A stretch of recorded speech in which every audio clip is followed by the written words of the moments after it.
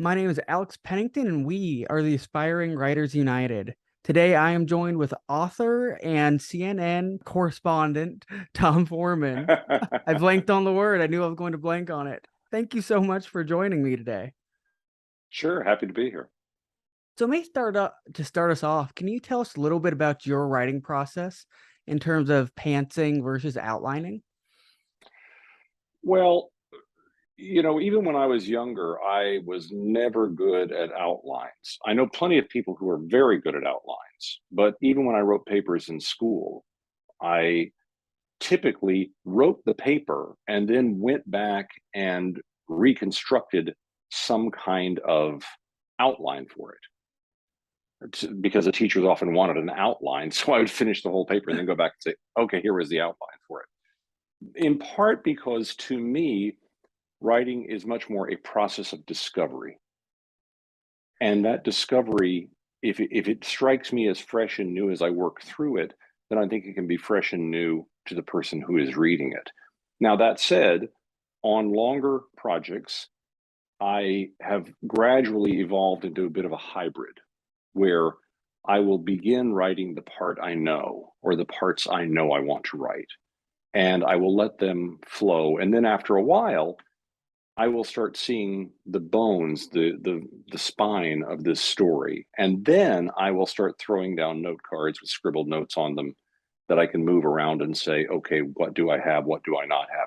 In fact, when I wrote the running book, my one published book, I wrote all these parts of it that I knew I wanted to write. And then I laid them all out on the floor in packets, or in some cases, just pages where I wrote, okay, this chapter is about this. This chapter is about this. And by laying it out that way, it became easy to see the holes. Did you find So it yourself wasn't really an outline.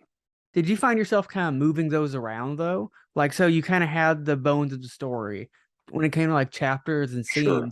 scenes. So you did like actually move them around and kind of see what worked and what didn't work. Yes, because of pacing and the sense of how you want a story to flow. Because all of a sudden I realized, wow, I've got 3 chapters in a row here where there's a lot of navel gazing, a lot of thinking, but not a lot of action. And I think I might lose people there. It becomes a book of philosophy, and that's not really what it is. It's part of it. Likewise, if I had several things in a row that were very, very active, I might say this might be a good place to insert a chapter or a paragraph or a page that slows this down a little bit because I want people to think about what just happened. And I think that's really important, even in a sentence. Because I work in broadcasting primarily, I often talk to young writers about the need to be very focused with your words. You often don't have a lot of time. Make each word count, make your meaning count. But remember, if you just said something very impactful, something very strong that you want your reader or your listener to take in, you may need a couple of what I refer to as pacing words or pacing sentences that give them a moment to stew on that. You can't say the butler did it and there's a conspiracy in the Capitol all at once. It's hard. It's a lot of information. So you might want to say the butler did it, and while people are stewing on that, you might want to say the cherry trees are blooming once again. It's a beautiful day, and John is surprised to find that in addition to the recent revelation, there's a conspiracy in the Capitol. It gives you a moment to take in both ideas. So anyway, I mean, the process in terms of outline or discovery, I tend to be more in the discovery camp, but as I work through the discoveries, I find that that becomes a type of outline, and that helps me shape a bigger project. So you're not just freelancing your entire way through it. So whenever you're doing that, so you definitely do try to break it up. Like you don't want there to Mhm. be nonstop conflict, but you kind of want those breathers to help plot, to help kind of like give the reader a pause moment to almost appreciate it. Writing to me is very much like music, and I have played music most of my life. And I was in a band when I lived in New Orleans. Of course, we were all in bands once. That's But awesome. But I think about writing as being very much like music, in that you don't want every section of the music to be just frantic and driving. I mean, unless you're playing punk, in which case I suppose you do. But you want but you want movements. You want softer parts. You want louder parts. You want more frantic parts. You want slower parts. That's what sort of gives the richness to it. It's true in cooking. You want things that are very spicy and things that are a little sweet and things that lure you into the entire experience of the meal. It's true of art. You need the dark and you need the light and you need the very clear parts. You need the other areas that are molten, melded into each other a bit more. And I think that's true of writing. I hear writing, and I always have heard writing in a musical sense. In my head, I feel like when I'm writing, I can hear not notes, not a tune, but the rhythms and the flow and the texture of music. Which is one of the reasons why I'm a big, big believer in reading your writing out loud. I really think this is an important tool. When you do that, can you kind of actually tell like if something's out of sync, like a missed note almost? Yes, I absolutely think you can. Dickens read almost everything he wrote out loud. Now, he did a lot of theater and he was very interested in theatrical readings of his work. So there was a practical reason that he read it out loud. But he also read it out loud because you can read Dickens to this day and it sounds like language. It speaks in a natural voice. There are other writers whom I admire a great deal and who have found a way to write something that doesn't necessarily read well out loud, but speaks a certain type of language off the page that works. But for me, it is extremely helpful to read out loud what you're writing, even if you're saying it softly. You don't have to alarm the room. But if you just read it out loud, it exposes flaws. And sometimes in the act of saying it, you can hear the things that are not clear. You suddenly realize that it was clear to me when I wrote it, but now it is not clear that when I say he, I mean the man down the street and not the man in the backyard. It sort of puts you in the perspective of your actual reader, like how they are actually going to be reading this, opposed to you just the writer, you might say. I would say so, yes. And I love reading books, newspaper articles, poems, whatever it is, where somebody does a really good job of letting me hear their voice. And that's just because they write in this simple, clear way, where what you're trying to do, I mean, honestly, with all writing, what you're trying to do is get out of the way of the person who's trying to discover this great story or character or thought that you're revealing. What you really want is for people to forget they're reading a book.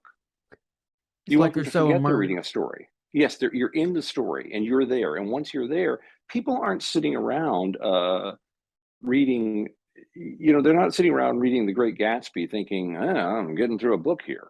They're thinking, boy, what an amazing moment. Look at what Daisy's doing. And isn't this something? People aren't sitting around reading Harry Potter saying, well, I'm reading a big, thick book here. To the contrary, they're just lost in the book. The greatest feeling in the world, right? The greatest feeling in the world is to be reading a great piece of writing, whatever it is, and the only thought you have about it as writing is, boy, I don't want this to end. I don't want this to be over. Because then you're in it and that you've allowed that writing to transport you to another place, another thought, another time, another geography, another life. And what a great thing. And I grew up in little tiny towns. My family moved around a fair amount, and I I the library to me was always just this magical, wonderful, sacred place, because by going there, I could go anywhere. And all the things that I could not reach living in a little town in the cornfields of Illinois, or in the cotton fields of Alabama, or in the plains of South Dakota, all the things I could not reach in my life were suddenly right at my fingertips. And I would be transported by books. That's what I think is the goal of any writer. Transport me into a different world and don't let your writing get in the way. Do you find that when you're going about this musically, when it comes to like actual world building and description, like do you see yourself kind of as an artist as you're putting this all together and like figuring out the harmony for the story for your story? Well, I'll tell you something. Interestingly enough, if you can see them here, those are some drawings by Chuck Jones, the famous animator. Oh wow. And I spent a day with Chuck many years ago when he was about 85. One of the most interesting interviews I've ever done. Fascinating man. Very, very much.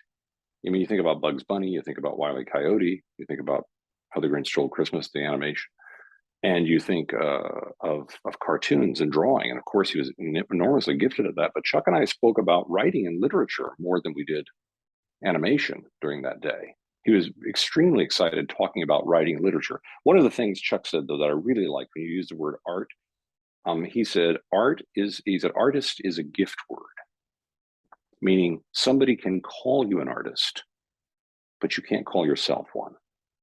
Yeah, It's a yeah. gift word. And I really like that. I really like that thought. So I think of, yeah, I think I see a continuum in my mind between writing and painting and sculpting and playing music and frankly between that and athletics or vacuuming a room well or putting on a good roof.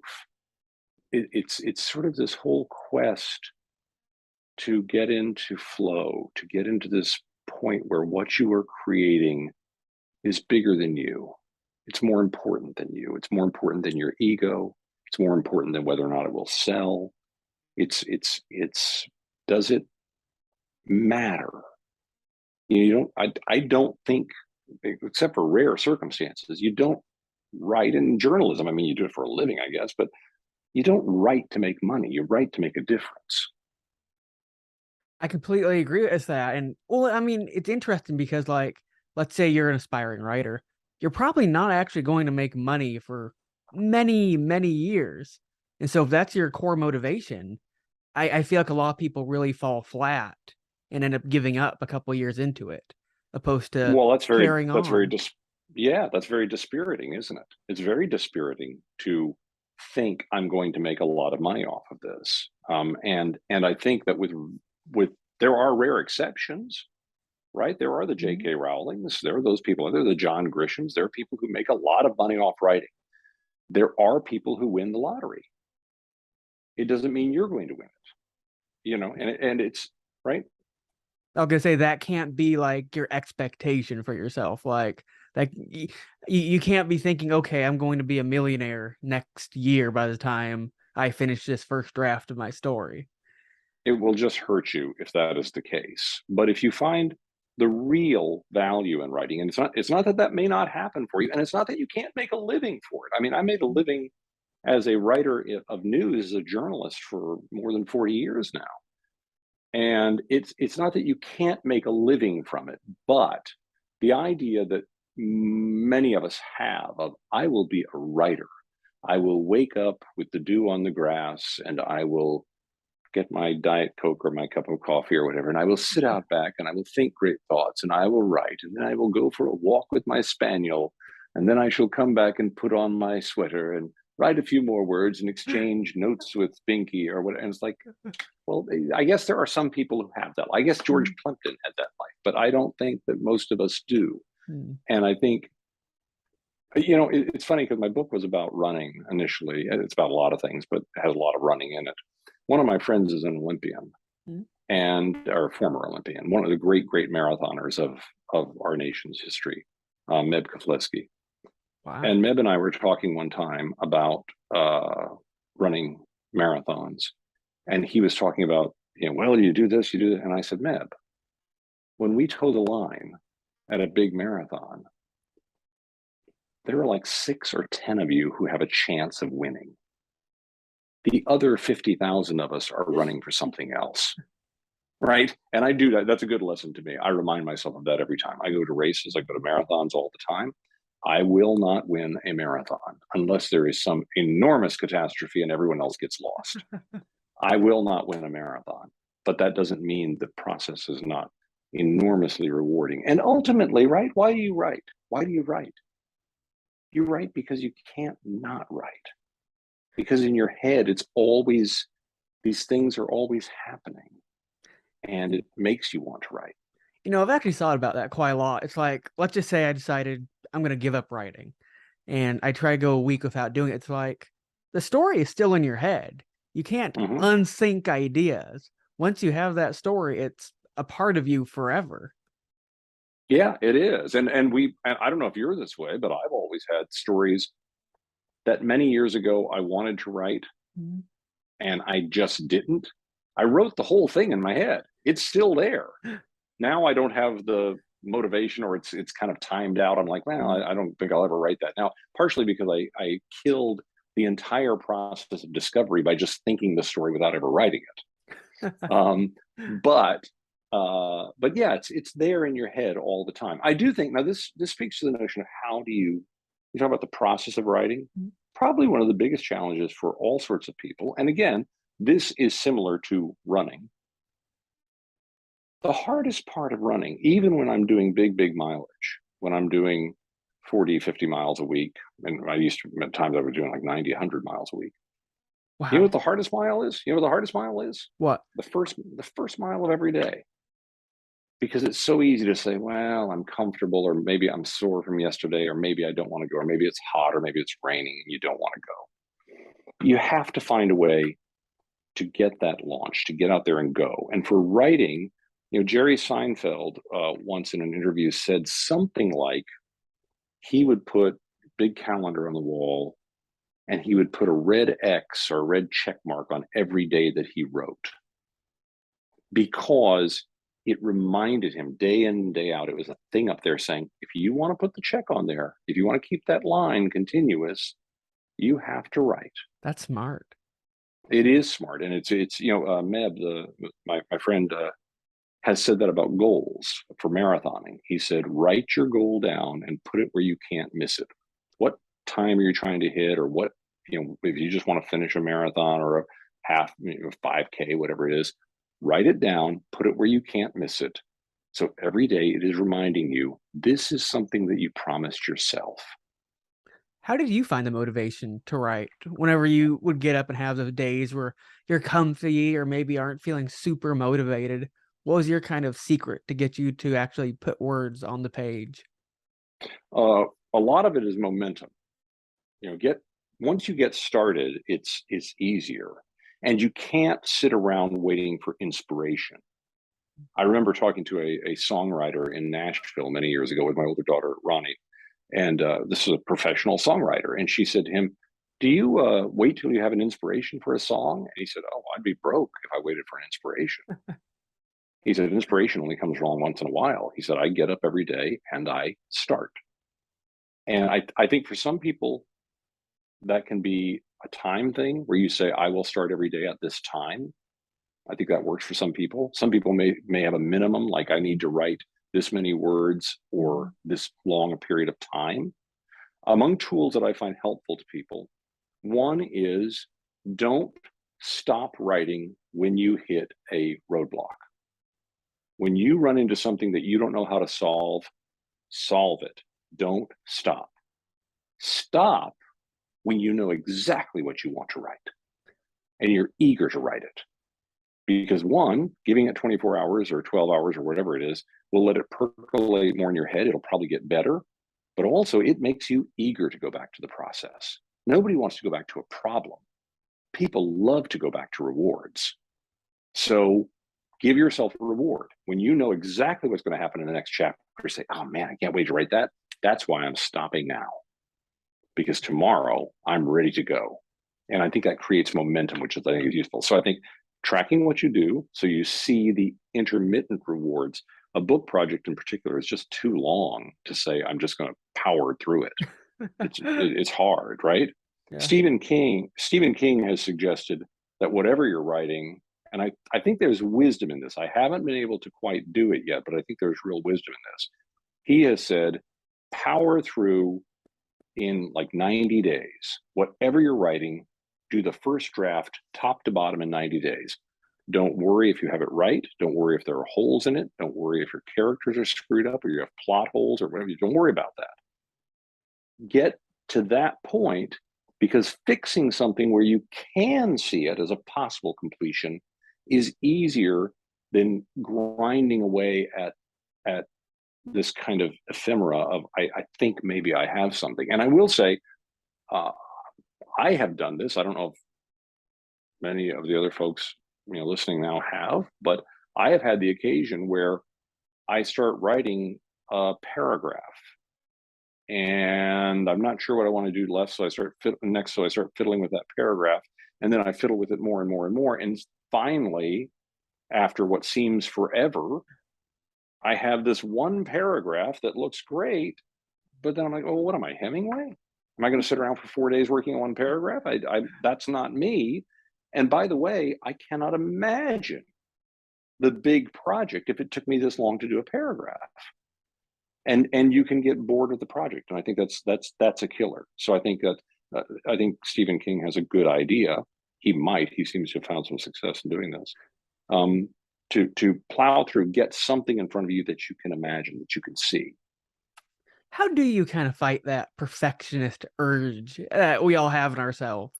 Like, we want our writing to be perfect, especially the first draft, even though it's impossible. How do you kind of accept that, hey, this might not be perfect right now, but I can make it perfect later? I think I think perfection is a dangerous thing to go after in any field, not because I don't believe it's a beautiful and wonderful thing, but because I think often what really makes something beautiful and wonderful is the texture of it. And if the texture is nothing but perfection in a way, I think it can feel like elevator music. It's perfect, and that is 100% true of artwork. There is artwork. You've seen it. You've seen artwork in hotel lobbies or whatever that is perfect, I guess, and it's as boring as a pile of dirt. Mm-hmm. It does nothing for you. It's like it's the imperfections that actually kind of make something special and relatable. Yeah, and it's not, and I don't mean imperfections and sloppiness, right? Mm-hmm. We all have sloppiness, but the recognition that this thing that I have written here, this paragraph, this sentence, has accomplished the thing it ought to accomplish. I am something of a perfectionist in the sense that, again, coming out of broadcast, where you always have this constraint on your words, your time, I have always believed that you should be able to explain why you wrote everything.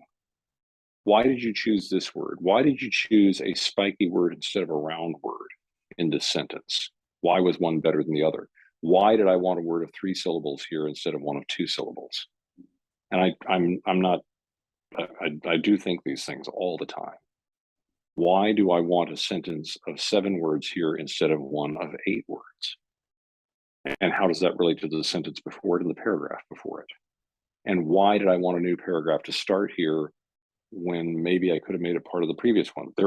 I always have a reason for all of that. You could pick up my book right now and you could point to any sentence and ask me, why did I write it that way? And I will tell you why I wrote it that way. That's different than perfection. What is your opinion on like authors trying to be a little too flowery with their prose versus being a little more basic? If they like it, if they believe in it, and they can sell it, in terms of if it fits who they are, then I'm totally on board with it. Cormac McCarthy writes things that are incredible. I mean, he loves to use really arcane words, very peculiar words, and sort of long structures Yes, he of does. things. I love it. It's beautiful. It's wonderful. I don't write that way. It's not for me. But that's how I am with music. I play music that I like to play, that I enjoy playing. There are other forms of music that are not really my thing, but I very much appreciate them in the people for whom it is their thing. And I'm very hesitant to I don't, the only time really that I criticize writers is when a young writer comes to me in our business and asks me to look at their work and help them get better. And even then, it's not criticizing. It's more like, let's talk about what you're doing right here and what maybe you could do better to make your work come through more. No, I have no problem with people. I don't care how people write. The people who experiment with things, kind of like the E.E. Cummings school of, I'm going to, do weird things with punctuation and capitals and everything. I'm like, fine, go ahead. I don't care. There's certain things people do that I personally really don't like. I'm not real keen on those experiments with crazy punctuation and crazy. I just find them a little precious usually, but they're welcome to do it. And if it works, well, man, way to go. And some people do make it work. Cormac McCarthy being a great case, he makes that work. The way he writes those sentences, boy, it crackles and it's cool and it's interesting. I don't think I could do well. Could I do that if somebody said, "Can you imitate this type of writing?" Yeah, I couldn't do it as well as he does it. But could I imitate that type of writing? Sure, but it's not the kind of writing I like. Likewise, I mentioned Hemingway earlier. I'm not always keen on the very, the short declarative sentence all the time. The Germans came up the hill, we shot, they ran. I'm like, okay, that's great. That's great. And I appreciate what that brings to the game. But then I read writers like Orhan Pamuk. And I say, oh, this is a beautiful, beautiful, beautiful combination of all that. At the right moment, it's a simple declarative sentence. At the next right moment, it is a long, flowing, beautiful, thing that just transports you. I just, yeah, I don't have any complaints with how people write. I just like people to write. I like people to I like them to love what they write. And I think sometimes if they love what they write and they really write it with a heart of trying to communicate something, I usually like the results, even if I'm not interested in the subject. So it's a little heads up. We have about 6 minutes left. But I was curious, whenever you are reading some of these people's writing, whenever you are reading some of these new authors' writing, oh my gosh, I'm spilling over my words. Whenever you read some of these people's writings, what are some of the things that you just instantly see that people can change to make their writing a lot better? I think you have to be, of course, you have to be hard on yourself. Be harder on yourself than anyone else can be. And I don't mean putting yourself down and discouraging yourself. Not that. Be tough on those words. Read it out loud. Make yourself sit down. First of all, make yourself sit down, do the writing. Look at the writing with an unvarnished eye and say, do I love this because it's good, or do I love this because I wrote it? Two totally different things. Very big different things. Be hard on yourself about what you've written. Ask yourself, does it convey what you're trying to convey to people? Are you getting across something worthwhile? I have thrown away oceans and oceans and oceans of things I've written because I reached the end of writing it and I thought, wait a minute, I just labored through this for 2 hours here, and I labored through it not because I don't like writing or because the writing was particularly hard, but because it was a bad idea. It wasn't good. And if I didn't enjoy writing it, how could somebody possibly enjoy reading it? If I did not feel like I was sharing great insights or great ideas, why would somebody get great ideas from it? So I think you have to be hard. You have to be willing to throw away things and start over and over again. And, Chuck Jones, who I mentioned earlier, said when he went to art school at the age of 17, the instructor walked in the first day and said, "You all have 10,000 bad drawings in you. The sooner we get them out, the better.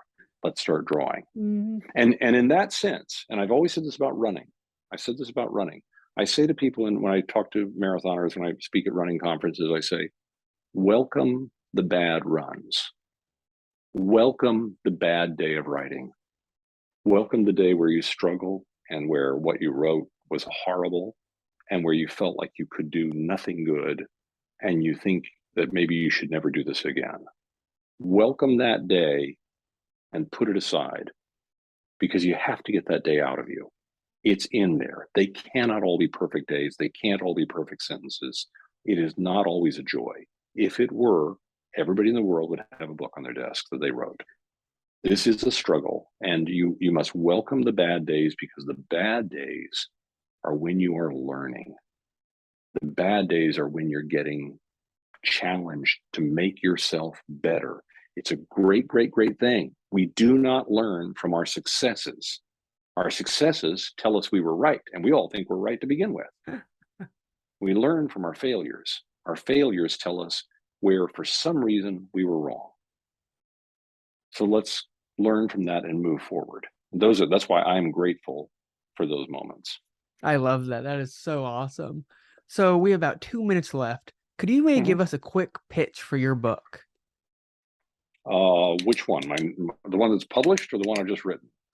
What's your published one? Let's see. The published one. The book, My Year of Running Dangerously, here's the nice part about it, did not start off as a book. It started off as an experience. I used to be a marathoner when I was younger. I had put it aside for 30 years while I built a career, and my daughters were born, and my wife and I started our lives together. And my older daughter was starting college, Ronnie, and she said, can you help me train for my first marathon? And I thought I was done with marathoning. But I said, okay, I will strap on the shoes again and try again in my 50s. And I ended up in that year going from really barely running at all to doing 4 half marathons, 3 full marathons, and my first 55-mile ultra marathon, all in 1 year. That is amazing. And it's a fun story. As I often say to people, they say, what's your book about? I say, my book is about family, and it's about mistakes, and it's about successes, and it's about learning, and it's about caring about people, and it's about purpose, and it happens to have a lot of running in it. That is absolutely incredible. Where can people pick this up? Anywhere. It was put out by Penguin, so you can get it online at any of the online things. You can, bookstores are, as you know, becoming a bit more dinosaurish. They're harder to find and harder to find much in them. There are bookstores that have it still, but you're probably going to find it most easily getting it online. And I love hearing from people. Listen, here's the best part of this. You talked earlier about how most people won't make a lot of money writing books. You won't. That's not really the purpose of writing books. The best part of going through this process, right here, please. If you actually make the effort of doing all of this and you do it well, the best part is still happening to this day. I get notes out of nowhere on my phone through social media with somebody in another part of the world, another part of the country, saying, hey, I just ran my first 1 mile race. I just ran my first 26-mile race, or I'm not a runner, but I loved hearing about your family. And this is the greatest part. The greatest thing is to imagine, good heavens, think about this. What a thing to sit somewhere and move your fingers and take the same letters everyone else has and arrange them